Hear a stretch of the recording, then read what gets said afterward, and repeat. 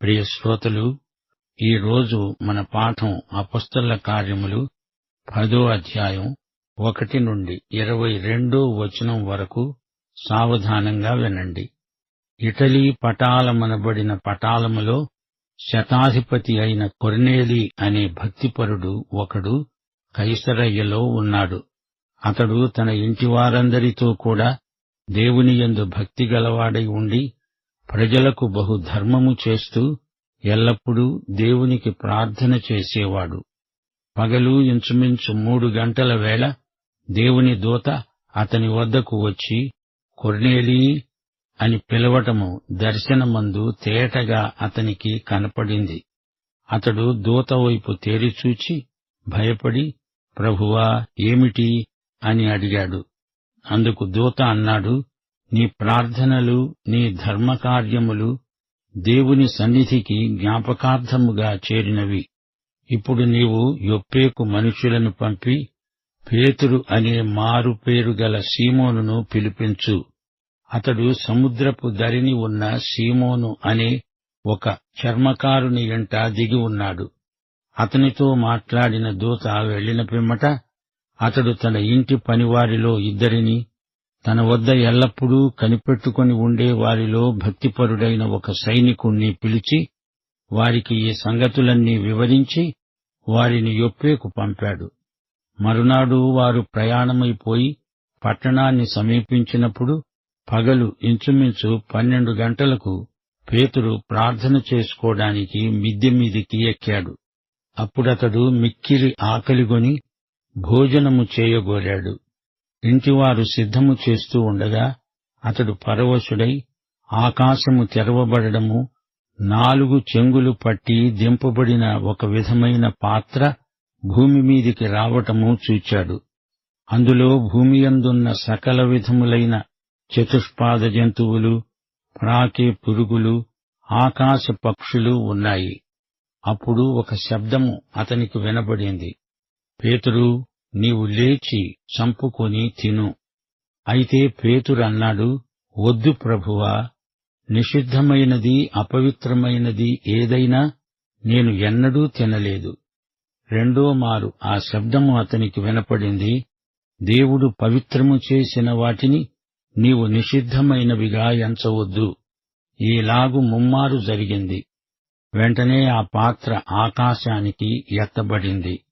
పేతురు తనకు కలిగిన దర్శనము ఏమై ఉండవచ్చునో అని తనలో తనకు ఎటూ తోచకుండా ఉండగా కొర్నేలి పంపిన మనుష్యులు సీమోను ఇల్లు ఏది అని విచారించి తెలుసుకొని వాకిట నిలిచి ఇంటివారిని పిలిచి అడిగారు, పేతురు అనే మారుపేరు గల సీమోను ఇక్కడ దిగి ఉన్నాడా?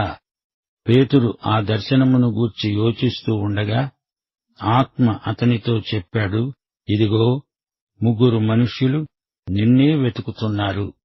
నీవు లేచి కిందికి దిగి సందేహించక వారితో కూడా వెళ్ళు.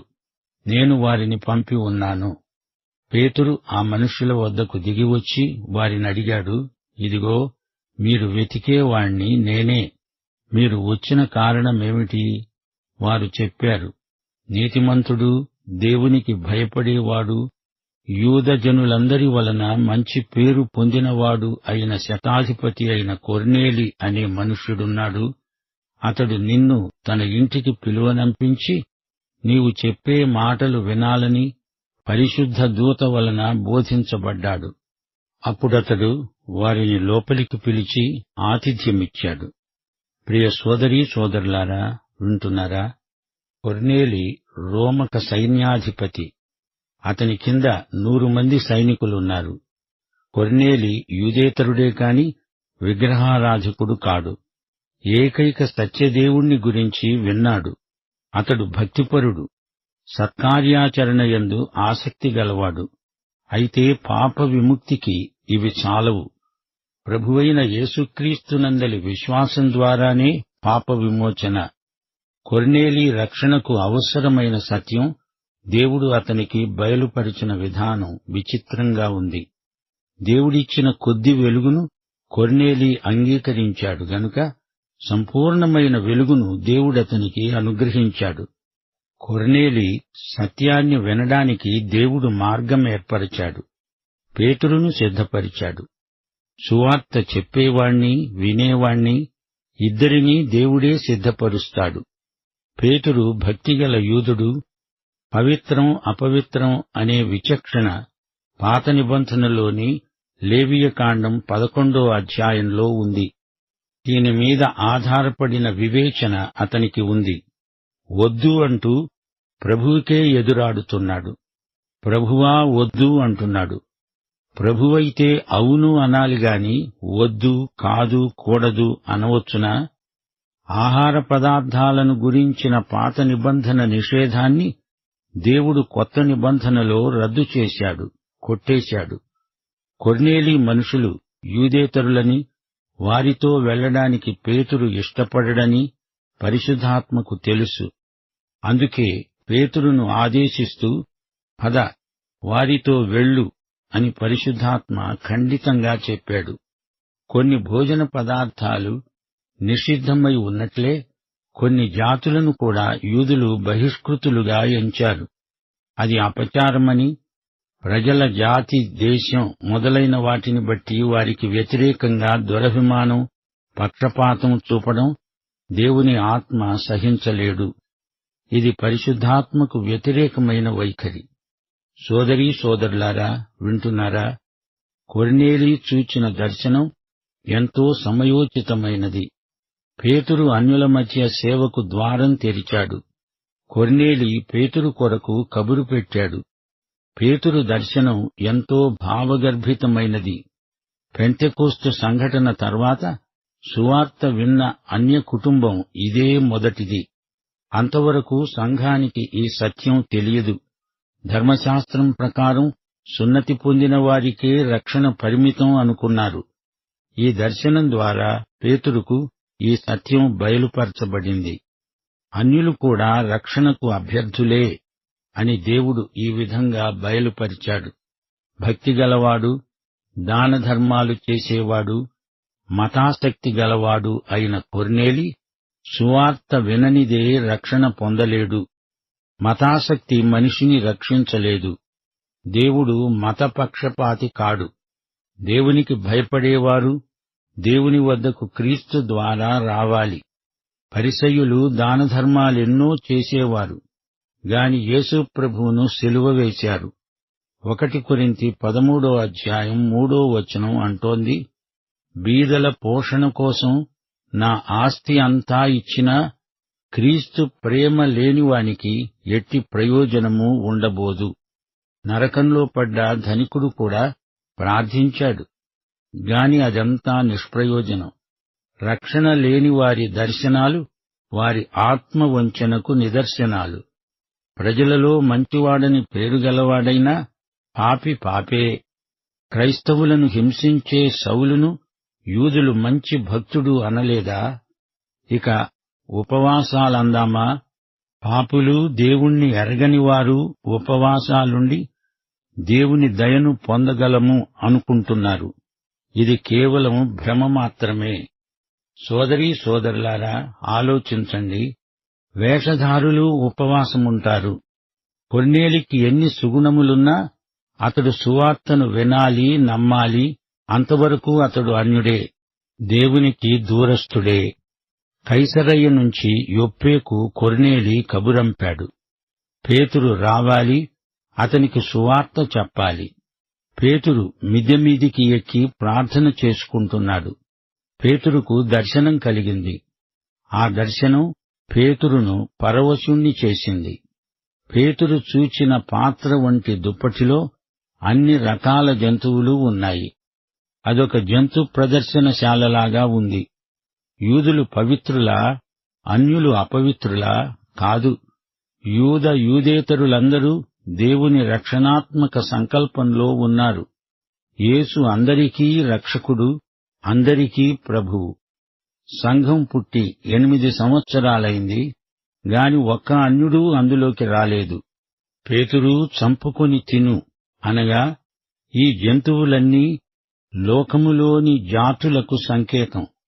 వీరందరి కొరకు బలి అయిన యేసు ప్రభువును బట్టి అన్నీ పవిత్రం చేయబడినాయి. ధర్మశాస్త్రం కాదిది, కృప. కాలము సంపూర్ణమైంది. రక్షణ సువార్త అన్యుల దగ్గరికి వచ్చేసింది. పేతురు ఈ సత్యాన్ని, ఈ చేదు నిజాన్ని ఒప్పుకొని తీరాలి. క్రీస్తునందు జాతి మత కుల వివక్ష లేదు. అందరూ పాపులే. అందరి పాపాలకు పరిష్కారం యేసుక్రీస్తే. క్రీస్తునందు యూదులైనా అన్యులైనా ఒకే శరీరమవుతున్నారు. 3 సార్లు దుప్పటి పైకి పోయింది, కిందికి వచ్చింది. 3 సార్లు అంటే అది స్థిరపరచబడింది. ఆమేన్, ఆమేన్, ఆమేన్ అని దేవుడు 3 సార్లు అన్నాడు. 2 కొరింథీ 13:1 2-3 సాక్షుల నోట ప్రతి మాట స్థిరపరచబడాలి. పైనుండి వచ్చిన దర్శనమిది. యూదులను తదితరులను రక్షించడం పరలోకమందలి దేవుని నిత్య సంకల్పం. దేవుడు ఇంతకు ముందే ఇలాంటి గొప్ప కార్యం చేశాడు. అటు అననీయాను ఇటు సౌలును ఒకేసారి సిద్ధపరచలేదా? సువార్తను సువార్తికుడు ప్రకటించాలి. పాపి వినాలి, రక్షించబడాలి. ఈ ప్రక్రియలో పరిశుద్ధాత్మ పాత్ర ఎంతైనా ఉంది. పేతురు వద్దు ప్రభువా అన్నప్పుడు తన ఇష్టాన్ని దేవుని చేత ఒప్పించాలని చూస్తున్నాడు. ఒకసారి ప్రభువు పేతురుతో అన్నాడు, నీవింతవరకు నీ నడుము కట్టుకొని నీకిష్టమైన చోటికి వెళ్ళావు. ఇక మీదట నీవు చేతులు చాపుతావు. వేరొకడు నీ నడుము కట్టి నీకిష్టము కాని చోటికి నిన్ను మోసుకపోతాడు. ఆ మరొకడు పరిశుద్ధాత్మే. యేసు తన తండ్రికి ఇష్టమైనదే చేశాడు. నా చిత్తము కాదు తండ్రి, నీ చిత్తమే సిద్ధించునుగాక అని ప్రార్థించాడు. శిలువ మరణ పర్యంతము తన తండ్రికి విధేయుడయ్యాడు. విశ్వాసి తన చిత్తమును కాదు, దేవుని చిత్తమునే గుర్తించి ఆయన చిత్తమందే ఆనందిస్తాడు. యేసు చూపిన విధేయత ఆయన తండ్రి చిత్తము నెరవేర్చటంలో, ఆయన పని ముగించటంలో మనకు తేటగా కనిపిస్తోంది. ఆయన సేవా జీవితమంతా శిలువ పథంలోనే గడిచింది. హెబ్రీ పత్రిక 5:8 ఆయన కుమారుడై ఉండి తాను పొందిన శ్రమల వలన విధేయతను నేర్చుకున్నాడు. ఆయన ఒక శిశువై పశుల తొట్టిలో పరున్నప్పుడు అది తండ్రి చిత్తమును నెరవేర్చటానికే. లూకాసు వార్త 9:58 ప్రభువు అన్నాడు, నక్కలకు బొరియలున్నాయి, ఆకాశ పక్షులకు గూళ్లు ఉన్నాయి, గాని నాకు తలవాల్చుకోవడానికి కూడా స్థలం లేదు. ఇది స్వచ్ఛందంగా తనకు తానై తన తండ్రి చిత్తమునకు అంకితమైపోవటాన్ని వ్యక్తపరిచే సాక్ష్యం. లూకాసు వార్త 8:3 అనేకులు తమకు కలిగిన ఆస్తిలో యేసుకు ఆయనతో కూడా ఉన్నవారికి ఎంతో పరిచర్య చేశారు. యేసు దేవుని కుమారుడై ఉండి, దేవునితో సమానుడై ఉండి, ఈ లోకంలో ఇతరులపై ఆధారపడడం గమనించాలి. ఆయనదే అంతా. అయినా ఒక మానవుడై మన మధ్య ఆయన జీవించాడు. యోహాను సువార్త 13:14 యేసు తానే మనకు మాదిరిగా ఏమన్నాడు? ప్రభువును బోధకుడను అయిన నేను మీ పాదములు కడిగిన ఎడల మీరు ఒకరి పాదములు ఒకరు కడుగవలసిందే. ప్రభువు దేవుడై ఉండి సేవకుడుగా మనకు పరిచారం చేశాడు. ఇదే మనస్సు మనము కలిగి ఉండాలి. సేవ చేసే మనస్సు మనకు కలిగించడానికే పరిశుద్ధాత్మ మనలో ఉన్నాడు. ప్రభూ, నీవేది చెప్పినా చేస్తాను అనడం మన అంకిత భావాన్ని సూచిస్తుంది. ఆయన ప్రభువు కాబట్టి ఆయన మనకేది చెప్పినా అది శిలాశాసనమే. రోమాపత్రిక 14:7-8 మనలో ఎవడూ తన కోసమే బ్రతకడు, ఎవడూ తన కోసమే చనిపోడు. మనము బ్రతికినా ప్రభువు కోసమే బ్రతుకుతున్నాము, చనిపోయినా ప్రభువు కోసమే చనిపోతున్నాము. కాబట్టి మనము బ్రతికినా చనిపోయినా ప్రభువు వారమై ఉన్నాము. తాను మృతులకు సజీవులకు ప్రభువై ఉండడానికే, ఇందునిమిత్తమే కదా క్రీస్తు చనిపోయి మరల బ్రతికాడు. పేతురు కొర్నేలి ఇంటిలో చేసిన ప్రసంగంలో ఇదే సత్యాన్ని అనుభవంలోంచి బోధించాడు. దేవుడు పక్షపాతి కాడు. సోదరీ సోదరులారా, వింటున్నారా? పేతురు ప్రభువు మాట చొప్పున కైసరయ్యకు కొర్నేలి ఇంటికి వెడుతున్నాడు. అపొస్తలుల కార్యముల గ్రంథమని ఈ పుస్తకాన్ని మనం వ్యవహరిస్తాము గాని పరిశుద్ధాత్మ చర్యలు అనే శీర్షిక ఈ పుస్తకానికి తగింది.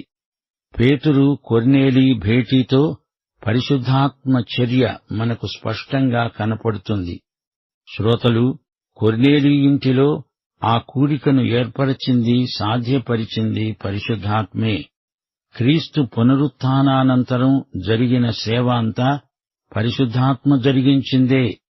క్రీస్తు యేసు యొక్క సంఘ చరిత్ర ఆరంభంలో జరిగిన సేవా వివరాలు ఈ గ్రంథంలో ఉన్నాయి. క్రీస్తు పునరుత్థానం నుండి 30 సంవత్సరాల సంఘ జీవితము, సేవ మనకు ఈ రోజున ఎంతో మార్గదర్శకం. పరిశుద్ధాత్మ దిగిరావటంతో సంఘ చరిత్ర ఆరంభమైంది. పెంటెకోస్తు రోజున పేతురు ప్రసంగం, ఆ తరువాత కొర్నేలి ఇంటిలో పేతురు చేసిన రెండో ప్రసంగం, ఈ 2 ప్రసంగాలు ఎంతో కీలకమైనవి. కొర్నేలి సంఘానికి చేర్చబడిన మొదటి అన్యుడు. ఆదిమ సంఘంలో ఐక్యత మనకు ఆదర్శప్రాయం. అననీయ సప్పీరాలు, ఆ తరువాత గారడీ సీమోను అనే 2 వ్యక్తుల అపసవ్య ధోరణిని పేతురు ఎండగట్టాడు. సంఘ పవిత్రతను కాపాడుకుంటూ అపొస్తలులు ఘనమైన సేవ చేశారు. అపొస్తలుల అద్భుతాలు వారి వాక్య ప్రకటనను ఇంకా బలపరిచాయి. యూద అధికారులు అపొస్తలులను హింసించిన కొద్దీ సంఘం ఆధ్యాత్మికంగా ఇంకా ఎక్కువ బలపడింది. 7 సంఘ పెద్దలను సంఘం ఏర్పరుచుకుంది. ఆ 7 స్తెఫను, ఫిలిప్పు సంఘ విస్తరణకు నాందీ వాచకం పలికారు. స్తెఫను హతసాక్ష్యం నుండి అలాంటి అనేక సాక్ష్యాలు సంఘములో నుండి పుట్టుకొచ్చాయి. ఫిలిప్పు సమరయ్యలో గొప్ప ఉజ్జీవానికి సాధనమయ్యాడు. అన్యుల మధ్య సువార్త సేవకు ఫిలిప్పు సాధనంగా పరిశుద్ధాత్మ చేత వాడబడడం విశేషం. ఫిలిప్పు ఇథియోపియా దేశస్థునికి సువార్త ప్రకటించాడు. ఆ విధంగా సువార్త ఆఫ్రికాకు వెళ్లిపోయింది. దమస్కు మార్గంలో తార్సు సౌలు తాను ఒక సువార్త సేవకుడుగా అననీయా ద్వారా అభిషేకించబడడం విశేషం. సౌలు సువార్తను ప్రకటిస్తుంటే కొందరికి ఆశ్చర్యం కలిగింది. మరికొందరికి ఎన్నో అపోహలు కలిగాయి. ఐనయాను స్వస్థపరిచి చచ్చిన దోర్కాను బ్రతికించాడు పేతురు. ఈ పరిణామమంతా కొర్నేలి ఇంటిదాకా వచ్చింది. యేసును ఎరగని భక్తి దేవుని దృష్టిలో భక్తి కానే కాదు. సోదరీ సోదరులారా, లోకంలో దేవుణ్ణి, ఆయన కుమారుణ్ణి ఎరుగని భక్తులకు సువార్త ప్రకటించాలి అని కొర్నేలి ఉదంతం మనల్ని హెచ్చరిస్తోంది. వింటున్నారా? 1 తిమోతి 3:16 ఏమంటోందో విన్నారా? నిరాక్షేపముగా దైవభక్తిని గురించిన మర్మము గొప్పది. ఆయన సశరీరుడుగా ప్రత్యక్షుడయ్యాడు. ఆత్మ విషయములో నీతిపరుడని తీర్పు నొందాడు. దేవదూతలకు కనపడ్డాడు. రక్షకుడని జనములలో ప్రకటించబడ్డాడు. లోకమందు నమ్మబడ్డాడు. ఆరోహణుడై తేజోమయుడయ్యాడు. భక్తి అంటే యేసును ఎరిగి ఉండటమే. భక్తి అంటే లేఖనము ప్రకారం నిత్య జీవ ప్రాప్తి. ప్రియ సోదరుడా, సోదరి, నీవు ఈ యేసును నీ స్వకీయ రక్షకుడుగా, ప్రభువుగా ఎరుగుదువా? నీ తీర్మానానికి ఇదే అనుకూల సమయం, ఇదే రక్షణ దినం. పాఠం ఇంతటితో సమాప్తం. ప్రభువైన యేసుక్రీస్తు వారి కృప, తండ్రి అయిన దేవుని ప్రేమ, పరిశుద్ధాత్మ అన్యోన్య సహవాసము మనకందరికీ నిత్యత్వము పర్యంతము తోడై ఉండునుగాక. ఆమేన్.